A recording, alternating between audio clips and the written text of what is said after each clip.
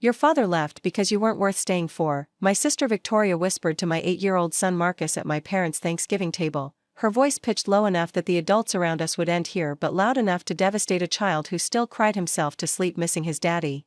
Some kids are just too difficult to love. That's why he chose to leave you. I didn't hear her say it. I was in the kitchen helping my mother with the turkey, but I found my son 10 minutes later locked in the bathroom sobbing so hard he couldn't breathe, repeating words that no child should ever have to process. But why did I already have evidence of my sister's cruelty prepared for this moment? And why did my father's face go pale when I placed my late husband's final letter on the table in front of everyone? Read it, I said to Victoria. Read what Daniel wrote about you before he died. The room fell silent. 14 family members stopped eating, stopped talking, stopped breathing.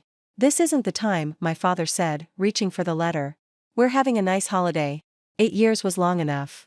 I pulled the letter back from his reach. My son is in the bathroom crying because your daughter told him his father didn't love him enough to stay alive. If there was ever a time, it's now. Victoria's face had gone white. She knew what was in that letter, or at least, she suspected. I don't know what he's talking about, she said quickly. I didn't say anything. He's 8, Victoria.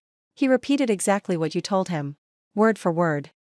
Your father left because you weren't worth staying for. Some kids are just too difficult to love.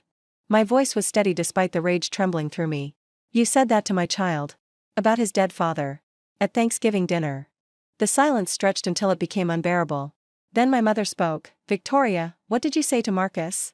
The truth about my husband's death was something I'd protected my family from for 8 years.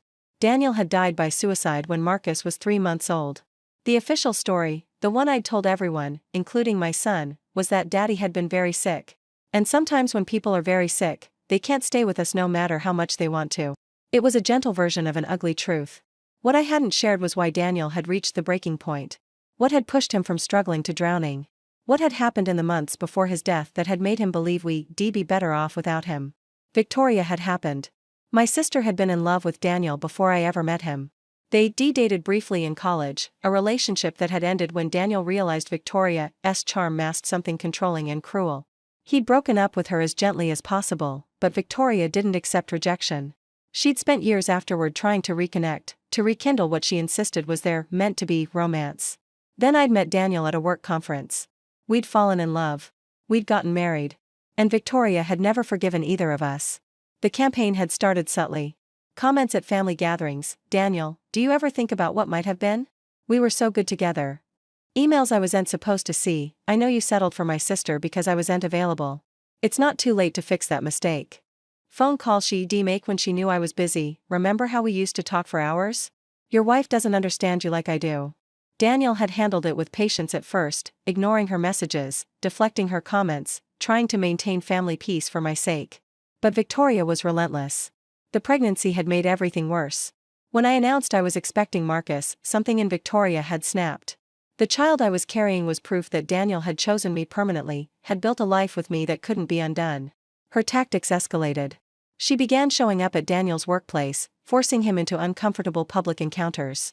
She sent letters to our home describing intimate details from their college relationship, ensuring I would see them and be hurt. She created fake social media profiles to send him messages that grew increasingly desperate. She needs help, Daniel told me after I found one particularly disturbing letter. This isn't normal jealousy. This is obsession. I'll talk to my parents. They won't believe you. They never believe anything negative about Victoria. He was right. I'd tried once, years earlier, to explain Victoria's behavior. My parents had dismissed it as sibling rivalry, as me being too sensitive, as misunderstanding Victoria's affectionate nature toward Daniel. They'd chosen to believe the version of their daughter they preferred. The final months of Daniel's life were marked by Victoria's relentless pressure and his deteriorating mental health. Daniel had struggled with depression before we met, something he'd been open about, something we'd managed together with therapy and medication. The stability of our marriage, the joy of expecting our child, had kept him healthy for years. Victoria's campaign destroyed that stability. She began telling people that Daniel was having an affair with her, a lie that reached our social circles and forced us into exhausting denial and explanation. She showed up at my baby's shower, drunk and tearful, declaring that Daniel was making a mistake he'd regret forever. The stress fractured something in Daniel's carefully maintained mental health. I'm drowning, he told me one night, 2 weeks before Marcus was born. She won't stop. And your family won't acknowledge what she's doing. I feel like I'm going insane. We can move. We can cut contact completely. She'll follow. She's made that clear. She says if I won't be with her, she'll make sure I can't be happy with anyone. Daniel's therapist increased his medication. I arranged for us to move to a new city after the baby came. We made plans that we believed would protect us. But Victoria found ways to poison even our escape. 3 days after Marcus was born, while I was still in the hospital recovering from a difficult delivery, Victoria visited Daniel at our home. I don't know exactly what she said. Daniel never told me, and Victoria has never admitted to being there. But I know she was there because the doorbell camera recorded her arrival and departure, 97 minutes during which something changed in my husband irrevocably. Daniel died by suicide 2 weeks later. He left 3 letters. One for me, filled with love and apology and explanations I'd read 1,000 times. One for Marcus, to be given when he was old enough, explaining that Daddy's death was never his fault. And one for Victoria. The letter to Victoria was something I'd never shown anyone. I'd found it sealed, addressed to her, in Daniel's belongings after his death. I'd debated for weeks whether to deliver it, ultimately deciding that she deserved to read whatever final words Daniel had written. But I'd read it first. And I'd made a copy. The letter was 4 pages of documentation. Every inappropriate contact she'd made. Every boundary she'd violated. Every escalation that had contributed to his breakdown.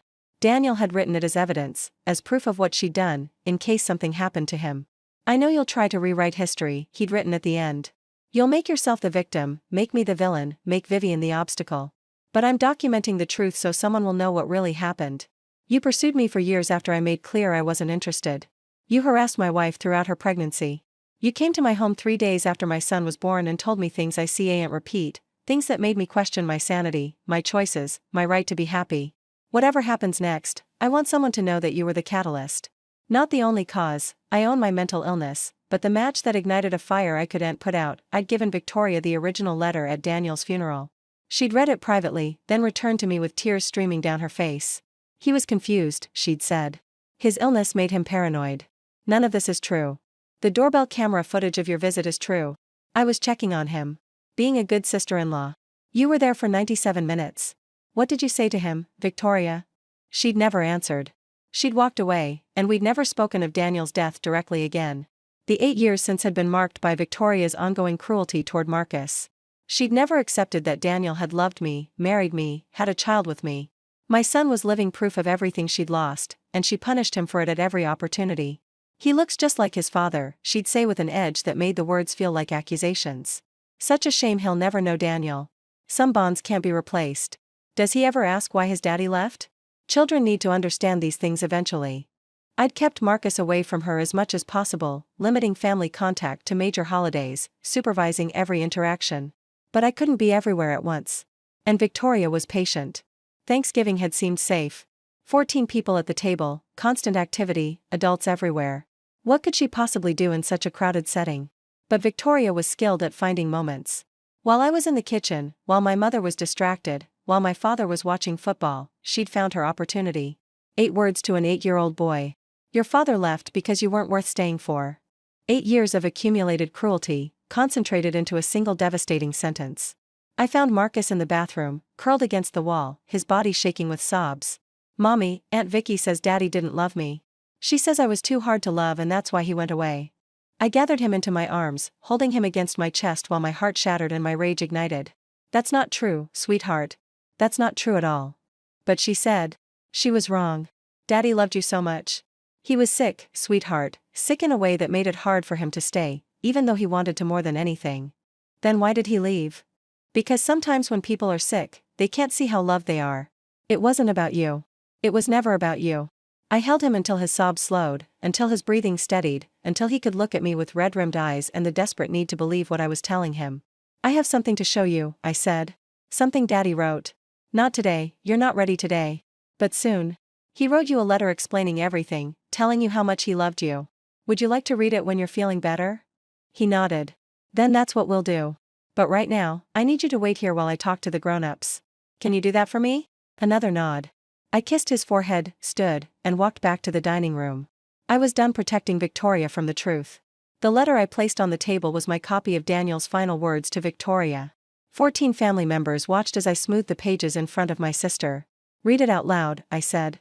Vivian, this isn't appropriate, my mother started. Your daughter just told my 8-year-old son that his father died because he wasn't worth loving. What's appropriate about any of this? I'm sure Victoria didn't mean. She meant exactly what she said. She has been tormenting my son for 8 years because she can't accept that Daniel chose me over her.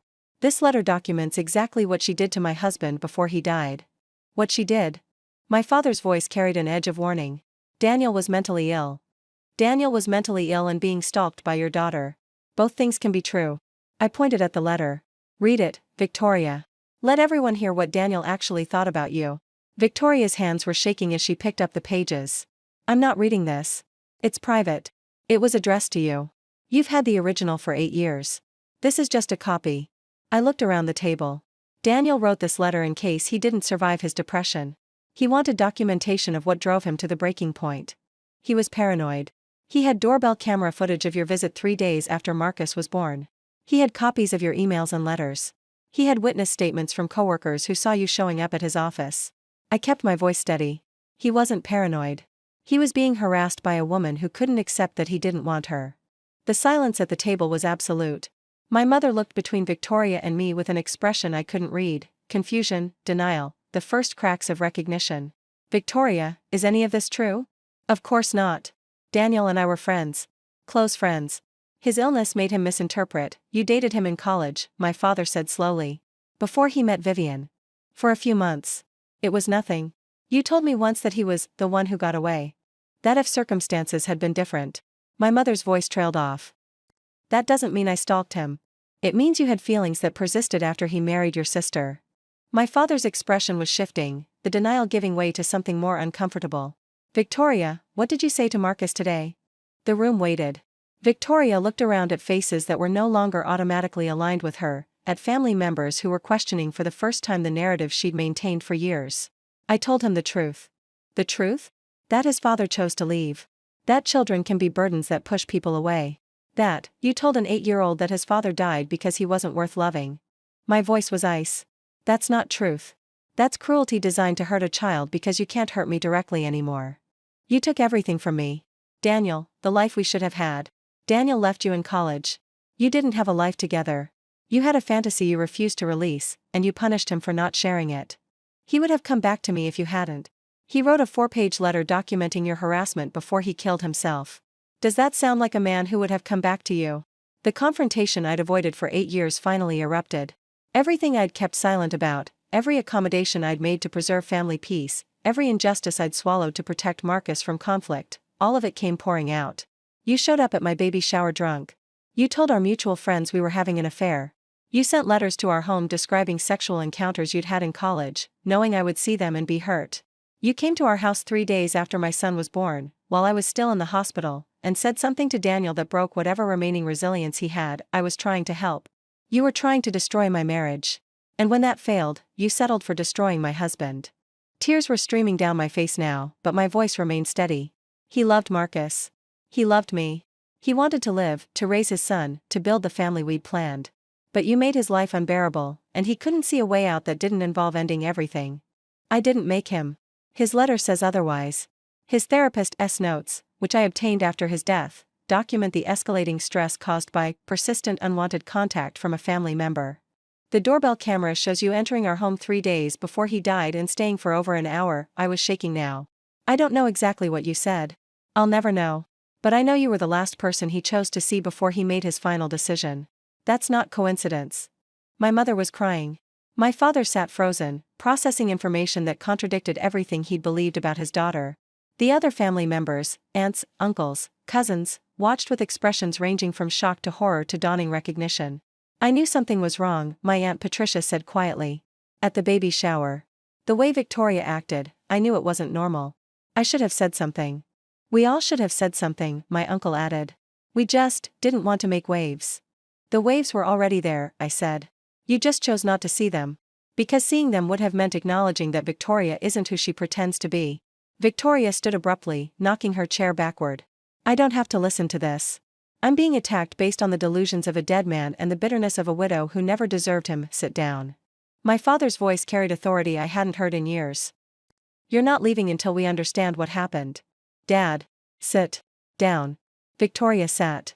The next 2 hours were the most painful of my life, and possibly of everyone present. I shared everything. Daniel's letter. The emails and messages Victoria had sent. The doorbell camera footage. The therapist's notes that documented his deterioration. The correlation between Victoria's escalating behavior and Daniel's declining mental health. My parents, confronted with evidence they couldn't deny, began to crack open their defensive assumptions about their favored daughter. "We failed you," my mother said finally, looking at me with devastation in her eyes. "We failed Daniel. We failed Marcus." "Yes. You did. We believed Victoria because we wanted to. Because believing her was easier than facing what she'd become." "I know. What do we do now?" "What we did was establish boundaries. Victoria was excluded from family gatherings until she completed therapy and demonstrated genuine change. My parents would no longer invite us to events where she might be present. Communication would go through my father only, with my approval required for any contact. Marcus would receive a full, age-appropriate explanation of his father's death, including the role Victoria had played. Not to create hatred, but to ensure he understood that his father's choice had nothing to do with his worth as a son. Daniel's letter to Marcus, the one he'd written for when his son was old enough, would be shared on Marcus's 9th birthday, carefully, with therapeutic support, as a gift from a father who'd loved him impossibly much. Victoria fought the new reality at first. She sent emails I didn't read. She showed up at my workplace, which resulted in security escorting her out. She called my parents demanding they see reason and restore her position in the family. But the evidence was too comprehensive. Daniel's documentation had been thorough. The pattern of behavior was undeniable once people stopped refusing to see it. Eventually, faced with the choice between isolation and accountability, Victoria entered therapy. The process of genuine change took years. Victoria's first attempts at apology were defensive, focused on her own pain rather than the damage she'd caused. Her therapist helped her understand why these attempts were inadequate. Gradually, painfully, something shifted. "I've spent my whole life believing I was owed things that weren't mine," she told me during one supervised conversation, 3 years after the Thanksgiving confrontation. Daniel, success, my parents' approval, I thought wanting them was the same as deserving them. And now? Now I understand that what I did to Daniel, to you, to Marcus, it was abuse. I was so focused on what I'd lost that I tried to destroy what you had. And when I couldn't destroy it, I tried to hurt the only remaining evidence that it ever existed. Marcus. Marcus. She was crying real tears, not the performative ones I'd seen for years. I told an 8-year-old that his father didn't love him. Because I couldn't accept that his father loved someone who wasn't me. That's accurate. I'm sorry. I know that doesn't fix anything. But I'm sorry. The apology wasn't enough to rebuild our relationship. Some damages can't be repaired by words alone. Victoria's cruelty toward Marcus, her role in Daniel's death, the years of harassment that had stolen my husband from me, none of it could be undone by acknowledgement. But the apology was enough to release me from carrying the burden of her accountability. She owned what she'd done now. The family understood. The truth had finally emerged after 8 years of being suppressed. I could focus on Marcus, on healing, on building a life without the constant weight of Victoria's presence. Marcus is 16 now. He's read his father's letter dozens of times. He understands, as much as any teenager can, the complexity of mental illness and the contributing factors that had overwhelmed Daniel's ability to cope. Dad wasn't weak, he told me recently. He was fighting something that got too big to fight alone. That's exactly right. And Aunt Victoria made it bigger. Yes. But she didn't make him pull the trigger. That was the illness. Also yes. Both things can be true. I'm glad you told me everything. Some of my friends' parents hide things, and then they find out later and feel betrayed. I'd rather know the truth, even when it's ugly. Your father wanted you to know. He wrote that letter so you'd have his words, his explanation, his love, even after he was gone. Victoria and I maintain minimal contact now. We can be in the same room at major family events, weddings, funerals, significant holidays. We don't seek each other out, but we don't actively avoid each other either. She's married now, to a man who knows her history and has chosen to support her continued growth.